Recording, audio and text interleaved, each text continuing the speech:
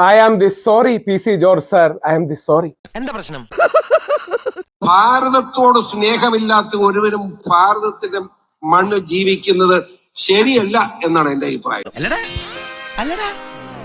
ആണ്. ഇന്ത്യയും പാകിസ്ഥാനും കൂടെ ക്രിക്കറ്റ് കളിക്കുക. എനിക്കൊരു മണിയിൽ ഞാനിങ്ങനെ എന്റെ ദൈവമേ ഇന്ത്യയുടെ വിക്കറ്റ് പോകരുത് ഞാൻ നോക്കിയിരിക്കും. എന്റെ സ്വഭാവം അറിയാല. എന്റെ കാര്യം ഭയങ്കര കഷ്ടം. നമ്മുടെ വിക്കറ്റ് പോകുമ്പോൾ ഇവർക്ക് ഒരു പ്രശ്നമില്ല. അവരങ്ങനെയും പറഞ്ഞു. പാകിസ്ഥാന്റെ വിക്കറ്റ് പോകുമ്പോൾ അല്ലാഹു അക്ബർ അല്ലാഹ് സഹിക്കുന്നില്ല. എനിക്ക് ഇവിടെ ചൊറിഞ്ഞു വരുന്നുണ്ട് വൈദ്യുത കാരണം. അതിനെ മര്യാദയാ.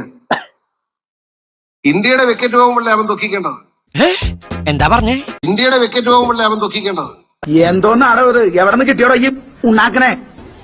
എന്നിട്ട് അതിന് ഒരു പാകിസ്ഥാന്റെ വിക്കറ്റ് പോകുന്നത് സന്തോഷിക്കുന്ന ആ മാനസിക നിലയുള്ള ഒറ്റൊരുത്തരും ഈ ഭാരതത്തിൽ ജീവിക്കാൻ അവകാശമില്ലാത്ത.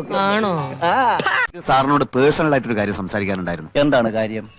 ഉത്തമം നടന്നേ, ഇത് പേഴ്സണൽ ആയിട്ടുള്ള കാര്യം. ജോർജ് സാർ യഥാർത്ഥത്തിൽ ജോർജ് സാറിന്റെ പ്രശ്നം ജോർജ് സാറിന് ക്രിക്കറ്റിനെ കുറിച്ച് വലിയ ധാരണ ഇല്ല എന്നുള്ളതാണ്. അയാൾ അവിടെ ഇവിടെ എങ്ങനെയൊക്കെ നടന്നോട്ടെ, ബുദ്ധിക്ക് ഒരു 5 പൈസ കുറവുള്ള ആളാ. അയാൾ എന്താ എപ്പോഴാ ചെയ്യണെന്ന് പറയാൻ പറ്റില്ല.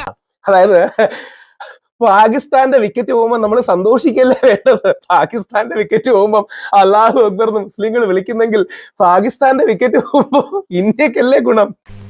എന്റെ വേളാങ്കണ്ണി മാതാവേ, ഇവന് കുറച്ചു ബുദ്ധി ഉണ്ടായിരുന്നെങ്കിൽ മന്ദബുദ്ധി എന്നെങ്കിലും വിളിക്കായിരുന്നു.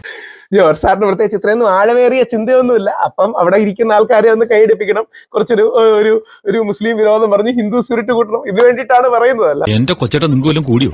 4 ആളെ കണ്ട അവന്റെ തലക്ക് ഭ്രാന്താണെന്ന് അറിയത്തില്ല. ജോർജ് സാറെ, ഇങ്ങനെയല്ല ഈ ഹിന്ദുക്കളെയും ക്രിസ്ത്യാനികളെ ഒന്നിപ്പിക്കേണ്ടത്. നമ്മുടെ മനസ്സിൽ ആ മുസ്ലിം വിരോധത്തിന്റെ ആവശ്യമില്ല.